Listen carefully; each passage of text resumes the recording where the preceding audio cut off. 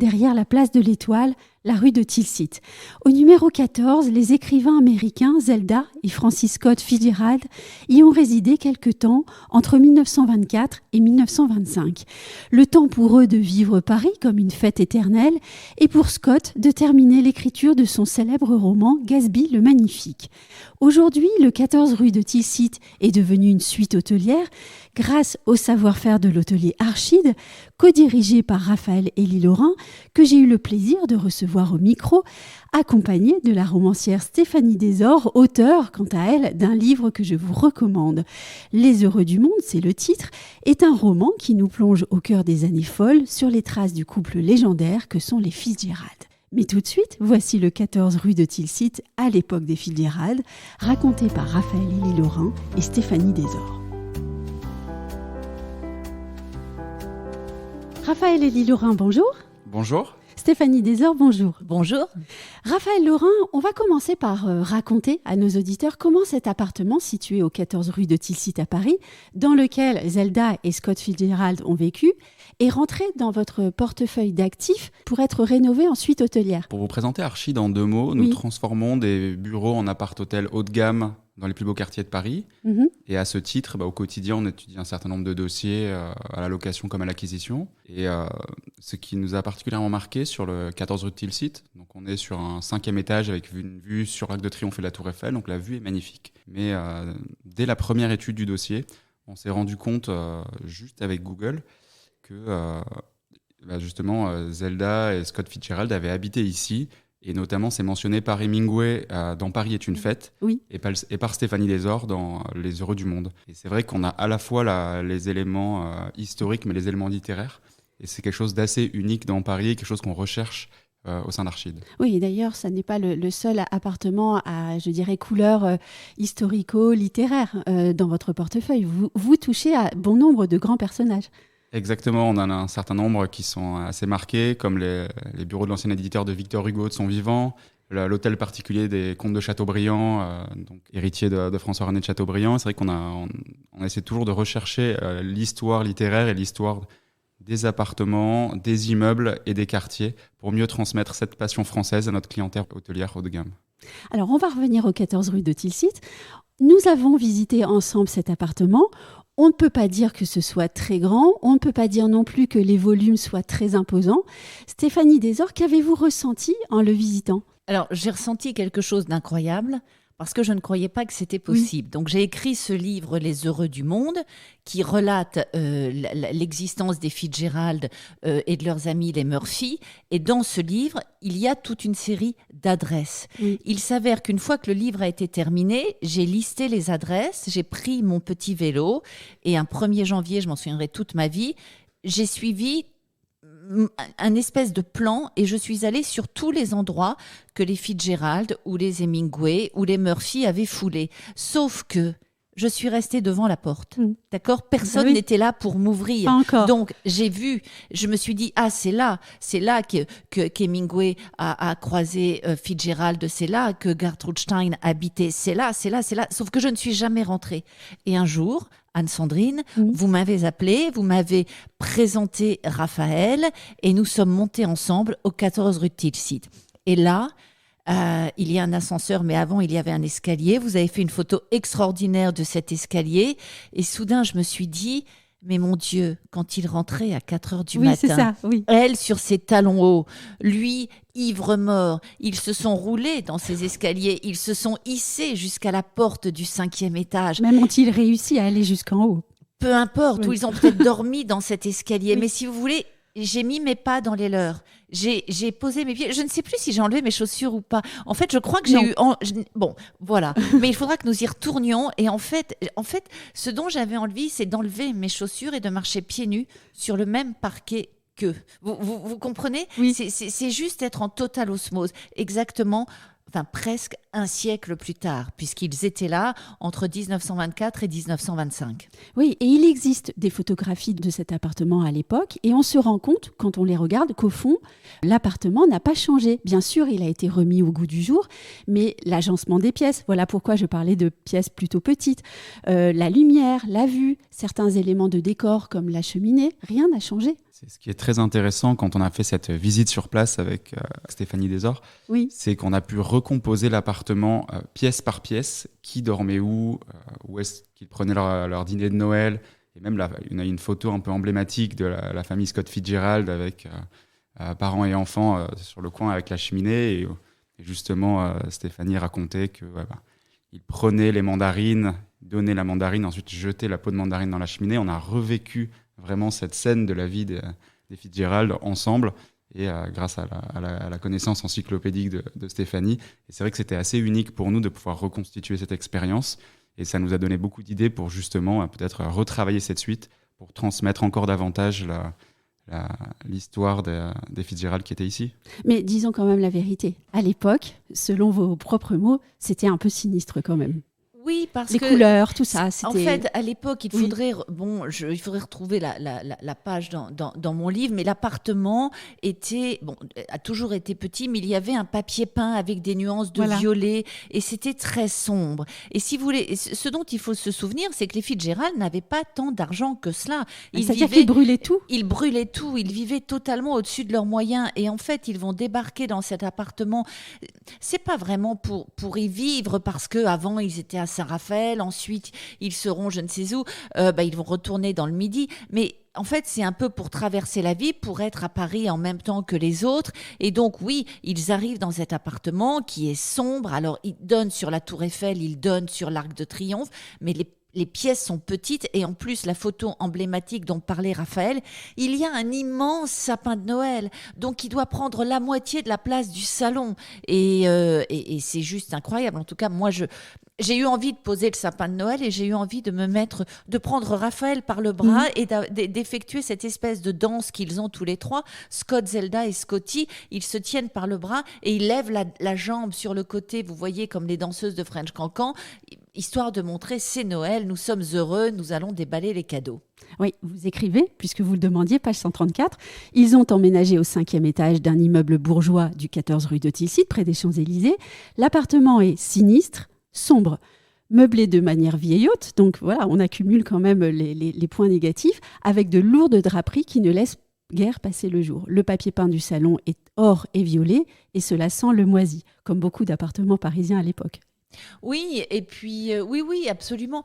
Alors, effectivement, ce sont des meublés. Oui. Bon, voilà, ils débarquent là avec leur mâle, leur fille, la femme de chambre et la nounou. Et ce sont des meublés, donc après, en fait, quelque part, ils s'en fichait un peu. Lui avait juste besoin d'un endroit pour écrire, et elle, Zelda, à cette époque, et aime la fête plus que tout. Elle sort, elle boit, ils sont scandaleux, ils rentrent à pas d'heure, et toute la journée elle dort. Et en fait, c'est ce que dit Scotty à son père, c'est maman dort, et quand elle ne dort pas, elle voit des médecins qui lui donnent des pilules pour justement mieux dormir. Mais il traverse Paris. Il est à la fin de l'écriture de Gatsby.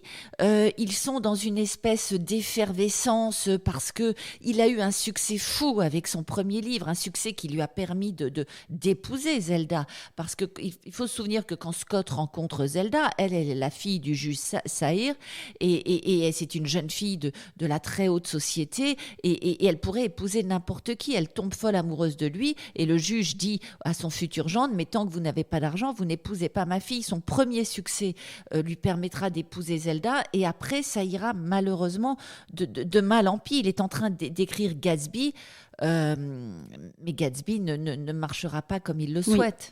Les Fitzgerald, c'est un couple d'écrivains américains qui symbolise aussi à lui seul toute une époque, un état d'esprit, une certaine manière de vivre, de renouveler les arts aussi, et une manière de vivre la France, alors je dirais tout cela tout ensemble.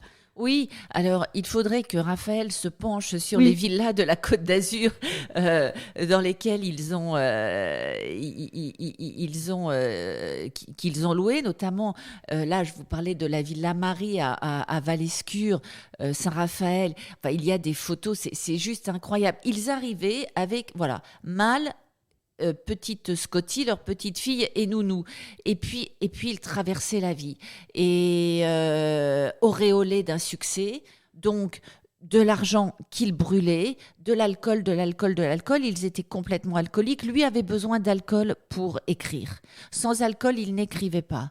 Et elle buvait énormément, mais elle prenait aussi beaucoup de médicaments. Alors donc, oui, dans cet appartement qui est petit, on l'a vu, alors petit, bon, tout cela est très relatif, oui. Ce sont des petits volumes, mais enfin, si je me souviens bien, il y avait quand même 4 ou 5 chambres. Dont une toute petite pour la nounou, d'ailleurs. Mais oui, alors en fait, c'est ce que dit Raphaël, c'est amusant parce que nous avons traversé cet appartement en essayant de nous dire, alors, qui dormait là ? Alors, voilà Scott, voilà Zelda, voilà Scotty. Et puis après, il y a ce grand couloir, vous voyez, comme dans les appartements parisiens, qui en fait longe tout un côté de l'immeuble et qui arrive à une mini-chambre et dans laquelle la nounou partageait son lit avec la femme de chambre. C'est ce qui se faisait à l'époque. Alors, je ne sais pas dans quel état vous l'avez trouvé, mais en tout cas, vous l'avez rénové de façon parfaite parce que on ressent aujourd'hui une clarté qu'il n'y avait certainement pas à l'époque. Alors, pour refaire un petit peu l'historique de l'immeuble et pour parler de la taille de l'appartement, on est quand même sur un appartement de plus de 100 mètres carrés avec la vue sur l'Arc de Triomphe et la Tour Eiffel, ce qui n'est pas petit par rapport aux considérations modernes. En fait, oui. Mais c'est vrai que quand on lit ces phrases, on se questionne. J'ai essayé de reprendre un peu l'histoire de l'immeuble, en fait. Donc, ça a été de l'habitation jusqu'à la Seconde Guerre mondiale.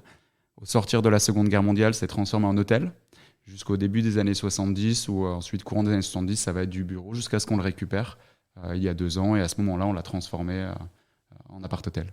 Moi, ce qui m'amuse beaucoup, j'aimerais vraiment savoir, Raphaël, si vous allez rechercher les maisons ou les appartements d'écrivains dans Paris et qu'une fois que vous avez trouvé la perle rare ou je ne sais quoi, est-ce que vous vous dites celui-là, on va essayer de l'acheter, celui-là, on va essayer de le rénover, celui-là, on va essayer d'en faire ceci. Je trouve ça fascinant. Je trouve ça fascinant parce que, ainsi que je vous dis, je suis romancière, donc je m'arrête à la porte. Je ne suis pas une historienne. Je pense qu'une historienne passerait plus de temps et se battrait pour entrer, sonnerait, etc. Moi, je n'ai pas osé parce que j'ai. Nous n'avons que les plaques au mur en fait dans la rue. On se dit tiens là il y avait. Nous n'avons que les plaques au mur. Oui. Et alors vous voyez, alors il y a quelque chose. Il y a un appartement qui m'a toujours fait rêver et qui n'existe plus. J'en parle dans mon livre. Quand Hemingway arrive à Paris. Hemingway s'installe rue d'Assas. Alors, je ne sais plus le numéro exact. Disons que c'est 122. Bon. Et alors, il est appartement dans une cour au-dessus d'une scierie. Ça, vous le trouvez dans Paris est une fête. Vous le trouvez partout. Il est avec sa première femme. Et ils ont froid. Ils ont le premier bébé. Enfin, voilà. Et l'appartement est au-dessus d'une scierie. Et donc, dans mon périple, je suis allée aussi sur les traces de cet appartement. Et il s'avère que quand vous remontez... non, c'est pas rue d'Assas, pardon. C'est rue d'Assas. Oui, quand vous remontez toute la rue d'Assas et que vous arrivez au 122, en fait, il n'y a plus de 122. Il y a un 120 et il y a un 124. Et en fait, derrière, il y a la faculté d'Assas et l'école alsacienne. Donc, le progrès, les années ont passé, des choses ont été détruites et ont été reconstruites. Et ça... Pour moi, dans mon histoire, dans l'histoire des heureux du monde, l'appartement d'Hemingway me manque. Ça, c'est toute la question de la restructuration de Paris et de la destruction et de la création d'immeubles. On a quand même une chance rare par rapport aux autres capitales du monde. C'est-à-dire que Paris est très protégé et tous les legs des siècles passés sont relativement préservés. On a un PLU qui est protecteur. Et c'est vrai que nous, on met beaucoup d'énergie pour essayer de mettre en avant ce que Paris a vécu, et donc que ce soit en histoire de l'architecture, mais aussi en histoire de la littérature. Et il y a beaucoup de lieux qui ont été fréquentés par les grands écrivains français et internationaux. Et c'est ça qu'on essaie de mettre à l'honneur. Et nous, dans nos recherches, c'est un élément important, à la fois parce que c'est l'image combative. C'est-à-dire qu'Archid, on n'est pas connu pour faire du beige et du gris. Si vous allez sur le site internet, on travaille vraiment des décorations extrêmement poussées, avec une identité visuelle très forte. Et de la même manière, on cherche à construire l'identité historique et littéraire de chaque bien sur lequel nous sommes. Et nous sommes actuellement dans une grosse centaine d'immeubles dans Paris, dans les plus beaux quartiers de Paris. Oui, alors Fitzgerald avait aussi habité un appartement, là c'était en revenant des États-Unis un peu plus tard, à l'angle de la rue de Vaugirard et du jardin du Luxembourg. Alors, j'adorerais que vous l'achetiez et j'adorerais que vous m'invitiez à le visiter parce que celui-là me fait rêver aussi. Mais alors justement, donc rue Tilsit, on reste là. Restons rue Tilsit. 1924-1925. En 1925, Gatsby le Magnifique, le chef-d'œuvre, il est dans toutes les librairies. Les ventes ne décollent pas vraiment. Il y a quand même une critique dithyrambique de Cocteau, mais ça ne suffit pas. Moi, ce que j'aimerais savoir, c'est est-ce que cette parution-là marque un tournant, d'une certaine manière, dans la vie du couple ? Et puis, qu'est-ce qui va se passer après ? Puisqu'on sait bien qu'ils vont quitter l'appartement. Et donc, que va-t-il advenir et de l'œuvre et du couple ? Alors, parce qu'on va quand même commencer à quitter le 14 rue Tilsit. Selon moi, le tournant a eu lieu avant. Le tournant a eu lieu quelques mois avant, oui. En 1924, justement à Saint-Raphaël. Donc les Fitzgerald ont débarqué en France, plein auréolés du succès du premier roman de Scott et avec plein d'espoir. Et il s'avère qu'à Saint-Raphaël, Scott va être pris dans l'écriture de Gatsby et Zelda aura une liaison avec un pilote français. C'est là qu'est le tournant. C'est là où Scott le sait. Elle lui avoue et c'est là qu'est le tournant. Et donc, je pense que quand ils sont au 14 rue de Tilsit, ils essayent de faire en sorte que cela marche. Il faut savoir que c'est un couple qui n'existe pas l'un sans l'autre. C'est-à-dire, Zelda n'aurait pas été Zelda sans Scott. Ça, c'est certain. Ça, c'est certain. Elle a écrit parce qu'elle a voulu faire comme lui. Elle a été connue grâce à lui. Elle l'a inspiré. Elle l'a et voilà. Et elle l'a inspirée. Elle a été sa Daisy. Elle a été sa Nicole. Elle l'a inspirée. Donc l'un sans l'autre n'existe pas. Et quand il y a cet adultère quelques mois avant, il ne se sépare pas. Elle menace de se suicider. Elle menacera souvent de se suicider. Mais cela ne les sépare pas. Rue de Tilsit, ils sont ensemble. Et on le voit sur cette photo, mais vraiment iconique. De toute façon, si vous tapez sur Google Scott Fitzgerald, la première photo qui sort, c'est celle prise au 14 rue de Tilsit. Oui. Ce sapin de Noël. Scott, Zelda et Scotty dans leurs beaux habits, en train de faire une espèce de danse de Noël. Et quelque part, pour moi, cet appartement, c'est celui de la famille, de la reconstruction. Sauf qu'ils n'y arriveront pas.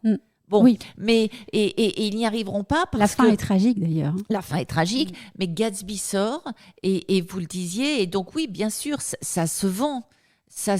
Mais quelque part, cette jeunesse qu'évoque Fitzgerald. Ça y est, on la connaît. Elle est. Je ne sais pas, il ne fait plus tout à fait vendre. Et ça le déprime totalement. Et il ne comprend pas. Et de toute façon, c'est un homme du doute permanent. Et il va questionner Hemingway qu'il va rencontrer à ce moment-là. Il est l'homme du doute. Alors que pour moi, enfin, pour beaucoup de monde, j'espère, c'est le plus grand des génies. On le compare toujours à Hemingway. Ils n'ont rien à voir, si ce n'est qu'ils se sont aimés et haïs à cette époque-là, à Paris. Voilà. Et en fait, Hemingway a eu du succès bien après Fitzgerald. Hemingway n'était pas connu quand Fitzgerald était une star. Et Hemingway va acquérir une notoriété quand Fitzgerald sera oublié ou en passe de le devenir. Donc, il y a vraiment toujours tout cela. Et en plus, d'un point de vue humain, Hemingway est un homme, est un mâle dominant, c'est un chasseur, c'est un séducteur, il se vante de tout cela. Ce qu'on voit bien sur les photos. Et ce que l'on voit bien sur les photos, c'est un monument. Oui. Alors que Scott doute de tout, Scott doute de sa masculinité, Scott est un homme avec énormément de féminité en lui, et ça, on le retrouvera ensuite dans, pour moi, son plus beau roman, qui est Tendre la nuit, où le héros, Dick Murphy, Dick Diver, est un homme trouble qui ne sait pas qui il est vraiment, qui n'arrive pas à garder sa femme, qui se pose 1000 questions. C'est Scott Fitzgerald. Sauf que Scott Fitzgerald, tout cela, il va en parler à Hemingway. Et Hemingway va s'amuser à le piétiner. Et quand vous lisez Paris est une fête, mais Dieu sait si j'aime Hemingway, mais il y a des mots contre Scott Fitzgerald qui sont abominables. Et tout ça, c'est cette période, c'est la période du 14 rue de Tilsit. Et donc c'est vraiment un appartement mythique. Et vous parliez des... Parce qu'en fait, il faut toujours se souvenir des... tous ces gens-là, ces écrivains, mais ils vivaient comme nous. D'accord ? Donc, je parle dans mon livre « Les heureux du monde » de ce moment où Scott épluche une mandarine et la jette dans la cheminée et où l'on peut sentir les effluves. Ils vivaient comme nous, ils avaient les mêmes impressions que nous. Sauf qu'en étant artiste, tout est décuplé de façon générale. Oui, en tout cas, ne prend pas la même importance. Certaines choses sont bien plus importantes et d'autres sont mineures. Oui, parce que... Leur sensibilité change quand même leur manière de voir le monde et même le quotidien. Oui, justement, parce que eux, ils traversent la vie ainsi et ils vont arriver dans cet appartement qui ne sera pas si important pour eux, c'est juste une manière d'y vivre, alors que nous... quand Raphaël nous ouvre les portes de cet appartement, les murs ont une mémoire et c'est ce que l'on cherche à ressentir. Les murs ont une mémoire, les murs ont quelque chose à nous dire. Et vous avez beau l'enduire de je ne sais combien de couches de peinture, ce sont les mêmes murs et c'est le même parquet. Ils ont vu ce que nous avons vu quand nous étions au 14 rue de Tilsit. Et c'est ça qui est magique, c'est toucher du doigt l'auteur incroyable à 100 années d'écart. Enfin, je ne sais pas si vous avez cette impression quand vous rentrez dans un appartement comme celui-là, Raphaël. En fait, c'est ce qui est la philosophie d'Archid en général, et moi mon ressenti derrière, c'est qu'on essaie toujours de garder tous les éléments historiques, et effectivement, on a gardé le parquet d'époque, les moulures, la cheminée est intacte, et c'est vraiment les mêmes choses parce qu'on veut essayer de reproduire le ressenti des gens. Et nous, en tant qu'hôtelier... Déjà préservé aussi. En fait, en tant qu'hôtelier, on essaie vraiment d'apporter une expérience au client, une expérience unique et haut de gamme. Et c'est vraiment ce qu'on a essayé de faire ici, donc en conservant ces éléments authentiques, et tout dans l'appartement quand même confortable et agréable à vivre. On a retiré on n'a pas remis de lourds rideaux qui auraient diminué la luminosité. On a essayé de faire quelque chose d'agréable à vivre, tout en gardant ces éléments authentiques qu'a connus Scott Fitzgerald. Et vous avez mis la photo. Exactement. Et vous avez mis la photo, et ça, c'est essentiel parce qu'on doit trouver les traces. Maintenant, vous devez y mettre mon livre, Les heureux du monde. Parfait, très bien. En tout cas, moi, je vais demander à la romancière de se prêter à un petit exercice. Je vous en prie. Imaginons, nous sommes le dernier jour, il quitte l'appartement. Comment est-ce que vous racontez les Fitzgerald en train de quitter l'appartement du 14 rue de Tilsit pour aller voguer en d'autres aventures ?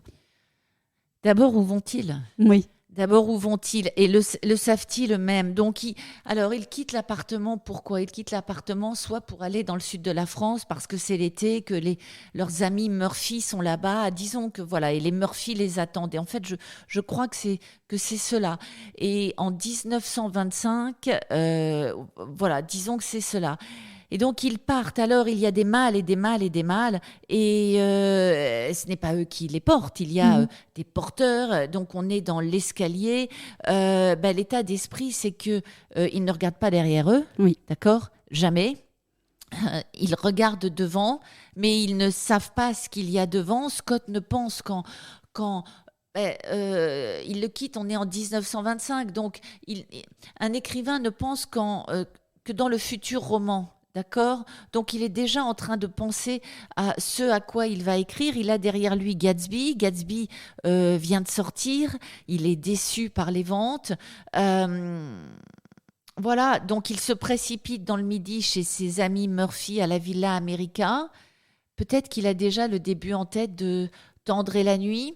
Et Zelda dans tout ça, mais Zelda, on l'imagine avec ses robes un petit peu longues, ses chapeaux cloches, ses cheveux frisés. Donc Zelda, nous espérons que nous sommes à la fin de l'après-midi, parce que le matin, Zelda ne se levait pas, pardon. Et la petite Scotty, elle donne la main à sa nounou. Vous savez que la petite Scotty avait un accent du Pays de Galles à couper au couteau, parce que la nounou, Mrs. Maddock, était originaire du Pays de Galles. Donc vous imaginez cette petite fille toute mignonne de 5 ou 6 ans et qui est là avec cet accent. Et donc les malles, l'escalier, une effervescence. J'imagine toujours les Fitzgerald dans l'effervescence. Qu'ils arrivent quelque part ou qu'ils en repartent, c'est une effervescence continue. Et c'est cette effervescence qu'on va retrouver dans les romans de Fitzgerald. Alors une effervescence alcoolisée, une effervescence avec des vêtements qui volent, des cheveux qui volent, avec des mots, avec des impressions qui se marquent. Et puis en bas, devant le 14 rue de Tilsit, la voiture. La magnifique voiture. Alors, est-ce que c'est la voiture de Gatsby, cette fameuse voiture jaune qui traverse la vallée des cendres et qui un jour va heurter cette femme, Myrtle, et ça va être le basculement du roman? Je ne sais pas, mais enfin, c'est une voiture ancienne qui est là. À l'époque, c'est pas une voiture ancienne, c'est une voiture normale. Et ils grimpent tous dans cette voiture. Et puis, il y a une autre voiture derrière pour les mâles. Et on s'en va vers un autre roman. Et vous savez que cet autre roman, ça sera Tendre et la nuit. Vous le savez. Oui. Eux ne le savent pas encore. Lui, il a l'idée. Zelda se dit, bon, on va où? Qu'est-ce qu'on va faire? Et Zelda, elle est toujours dans qui suis-je par rapport à lui? Elle est encore là-dedans. Après, ça sera différent. Elle se mettra à écrire. Mais à l'époque, voilà. Et lui, je pense qu'il est déjà dans Tendre et la nuit, ce couple incroyable, qui est en même temps Zelda et lui, en même temps les Murphy. Et si on évoque Tendre et la nuit, c'est aussi la schizophrénie, et c'est aussi un début vers la fin, en fait. C'est aussi un début vers la fin. Et les années sombres qui s'ouvriront. Voilà, parce que, alors ce qu'il faut savoir, c'est qu'à ces époques, c'est ce qui est assez terrible, c'est que ce genre de maladie n'était pas détecté. Et de ce fait, quand on les détectait enfin, il était déjà trop tard. Et je pense que Zelda bascule avec la fin de sa liaison, le fait que Scott est une notoriété et qu'elle n'existe que par lui. Et donc oui, elle commence à aller mal. Et donc là, quand ils se précipitent dans le Midi à la Villa America, il y a leurs amis Murphy. Leurs amis Murphy, en fait, c'est leur miroir, mais leur miroir assez positif, leur miroir solaire. Les Fitzgerald étant le négatif des Murphy. Et donc Scott va se précipiter dans cette écriture d'un couple extraordinaire sur la Côte d'Azur, mais un couple qui va basculer parce que la folie s'en mêle, que la schizophrénie prend bientôt possession de Zelda et qu'elle est de plus en plus ingérable. Est-ce l'été 25 ou est-ce l'été 26, je ne sais plus, mais enfin, elle est à Saint-Paul-de-Vence et elle saute des remparts et elle veut se suicider. Et là, Scott comprend qu'il y a quelque chose qui ne va pas du tout. Sauf que comment le soigner? On ne le sait pas. Et on trouve le décryptage de cela dans Tendre et la nuit, le décryptage de sa vie. On souhaite donc à tous ceux qui viendront passer une ou plusieurs nuits au 14 rue de Tilsit, d'abord d'écouter ce podcast, ensuite de lire vos livres. Et ceux de Scott Fitzgerald. J'ai été extrêmement présomptueuse en disant j'espère que mon livre sera au 14 rue de Tilsit. Non, Raphaël, il faut absolument que vous mettiez tous les livres de Scott. Et puis voilà, vous avez dans vos appartements beaucoup d'Américains. Il faut mettre ces livres. La seule question que j'ai, c'est est-ce qu'il faut leur souhaiter de faire autant la fête que les Fitzgerald ou bien juste profiter de Paris et lire tous ces livres? Oh, je pense qu'ils sauront très bien faire la part des choses et faire les deux avec joie. Un grand merci à tous les deux. Merci beaucoup. Merci, au revoir.